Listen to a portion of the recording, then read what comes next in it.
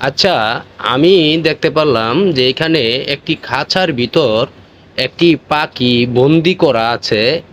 এই আর্টটা আপনি করেছেন, এইটা আসলেই কি মন নিয়ে করেছেন? এটা কি বোঝাতে চাচ্ছেন? এই একটা খাঁচার মধ্যে পাখিটা বন্দি, আবার এখানে একটা ছড়া লিখছেন। তো এই বিষয়ে যদি আমাদেরকে একটু বলতেন তাহলে মানুষ, দর্শকরা বুঝতে পারতো। আপনি একটু আলোর দিকে তাকান, তাকায় আমার হ্যাঁ, একটু বলেন। আচ্ছা, হুম, হুম, ধন্যবাদ। হুম। প্রিয় দর্শকবৃন্দ, এখানে যে বিষয়টা লেখা হয়েছে যে একটি খাঁচায় বন্দি পাখি কখনো অসীম এদিকে একটু দিগন্তে তাকায়। উড়ে বেড়াতে পারে না, হ্যাঁ। আর অনুন্নত পরিবেশে থেকে কেউ উন্নত মনের হতে পারে না। হুম, হুম। এই বিষয়টা আমি এই জন্যই লিখেছি যে আমাকে অনেকে অভিযোগ করে হুম। যে আপনি এত কিছু পারা সত্ত্বেও আপনি অর্থনৈতিকভাবে কেন আশানুরূপ ডেভেলপ করতে পারতেছেন না। এটা আমাকে অনেকেই প্রশ্ন করে। হ্যাঁ, বা আমার যারা শুভাকাঙ্ক্ষী তারা চায় যে আমি খুব আর্থিকভাবে অনেক ডেভেলপ হই। তারা আমার এবং তারা আমাকে অভিযোগ করে যে আপনি এটা কেন হন না। কারণ তারা আমার খুব শুভাকাঙ্ক্ষী, যেহেতু তারা শুভাকাঙ্ক্ষী তারা চায় যে আমি আর্থিকভাবে খুব ডেভেলপ হই। এখন আমি যে জিনিসটা বলতে চাই যে এখানে আমার সফলতা কোনখানে? একজন শিল্পীর সফলতা সম্পদে না।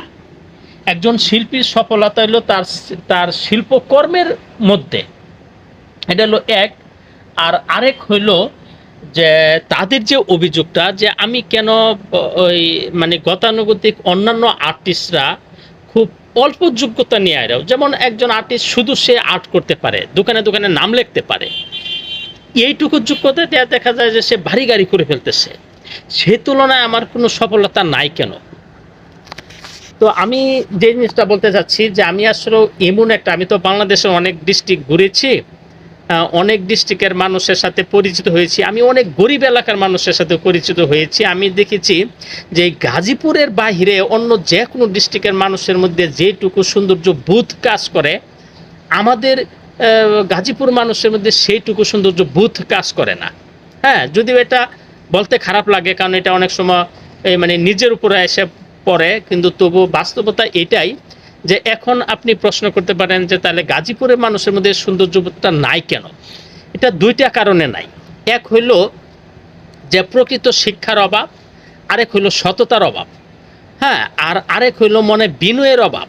এখন বিনয়ের অভাবটা কেন? সেটা হলো যে যদি একটা মানুষের মধ্যে যদি দেখা যায় যে সম্পদ এবং শিক্ষা দুটাই সমান পরিমাণে থাকে, তাহলে ওই সম্পদ তাকে অহংকারী করে না। কিন্তু যদি তার শিক্ষার তুলনায় সম্পদ যদি বেশি হয়ে যায় তাহলে সে অহংকারী হয়ে যায়। কেন? কারণ একজন বাড়িওয়ালা দেখে যে আমার বাড়িতে যেই ভাড়াটিয়ারা এত লেখাপড়া করেছে, বিএ পাস করেছে বা মাস্টার্স পাস করেছে, করার সত্ত্বেও সে মাসে বেতন পায় মাত্র 50,000 টাকা। আর সে যার মধ্যে আমি কোনো লেখাপড়া না করা সত্ত্বেও আমি শুধু ঘর ভাড়া দিয়ে মাসে এরকম 2-3 লাখ টাকা পাই। তাহলে সে হিসাব করতেছে কি যে তাহলে তার চেয়ে আমি অনেক ভালো। অর্থাৎ সে ভালোর জিনিসটাকে মূল্যায়ন করতেছে অর্থের মানদণ্ডে, কিন্তু শিক্ষার যে আলাদা একটা গুরুত্ব, যে শিক্ষা কখনো মূল্য দেওয়া, এটার মানদণ্ড মূল্যায়ন করার জিনিস না, এটা অমূল্য সম্পদ, সে তো ওই জিনিসটা বুঝতেছে না।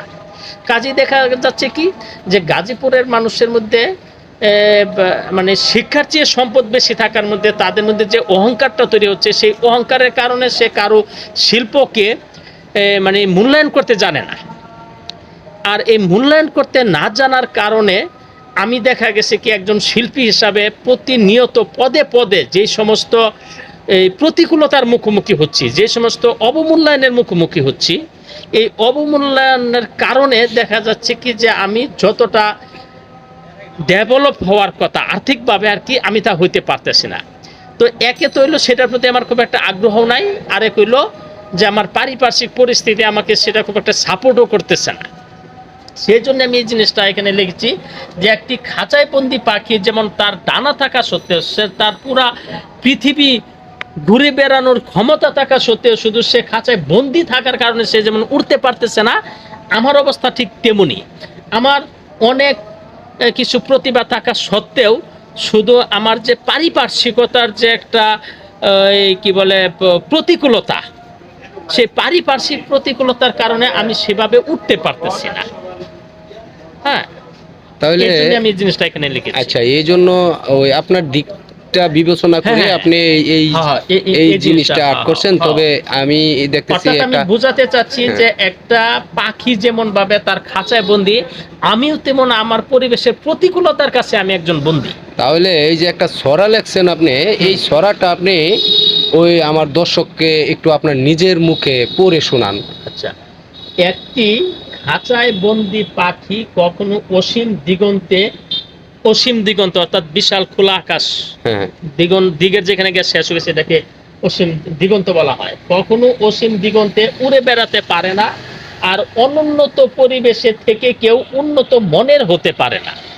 আচ্ছা, তাহলে আমরাও বুঝতে পারলাম এই ছড়াটা ওই কি, কারণ এখানে ওই কিছু ওই কথা আছে যেগুলো নাকি কবির ভাষায়, সেগুলো আমরা আসলে সাধারণ লোকজন বুঝতে পারি না। যার জন্য আপনাকে বলছি যে এটা আমাদেরকে একটু পড়ে শোনান। যেরকম ওই অসীম দিগন্ত, এই হ্যাঁ। জিনিসগুলো আসলে বোঝা বড় দায়, এইসব কথাগুলো কঠিন ভাষা। হ্যাঁ, যার জন্য আপনার মুখ থেকে আমরা শুনতে পারলাম এবং এটার অর্থটাও বুঝতে পারলাম। আমরা তো আসলেই বাংলা সবাই বলি, কিন্তু আসলে বাংলা ভাষার মধ্যে আমাদের অনেক ভুল হয়ে যায়, বোঝারও অনেক ভুল হয়ে যায়। যার জন্য আসলে এই জিনিসটা আমার কাছেও খুব ভালো লাগছে, আপনি সুন্দর করে বুঝাইয়া দিছেন। যাই হোক, আপনার জিনিসগুলো সবই ভালো। তবে আপনার ওই এইখান থেকে এই রকম কিছু যদি মানুষ অর্ডার করে, তাহলে ওই কিভাবে আপনাকে পাবে? আপনি মোবাইল আমাকে নাম্বারে আমার মোবাইল নাম্বার থেকে আমাকে পাবে। হ্যাঁ, একটু মোবাইল নাম্বারগুলো দর্শককে দিয়ে আমার দেন। মোবাইল নাম্বার হলো 019947275547। দর্শক, ওনার নাম হচ্ছে মোহাম্মদ কামরুল হাসান শিপন। উনি আর্টিস্টম্যান এবং উনি একজন শিল্পী। উনি শুধু আর্টিস্টম্যান না, উনি 42টা সাবজেক্ট নিয়ে কাজ করে। এখানে শিক্ষা সাহিত্যের কিছু বিষয় আছে, যেরকম ওই হাতের লেখা সুন্দর করা, এখানে 7 দিনে হাতের লেখা সুন্দর করে দেয় উনি। আর উনার ওই 7 দিনে যে ইংরেজি রিডিং পড়া শেখাই। হুম হুম। আবার আমি পুরো গ্রামার যে সিস্টেমটা আর কি, এটা একদম প্লে থেকে বিএ পর্যন্ত পুরো গ্রামার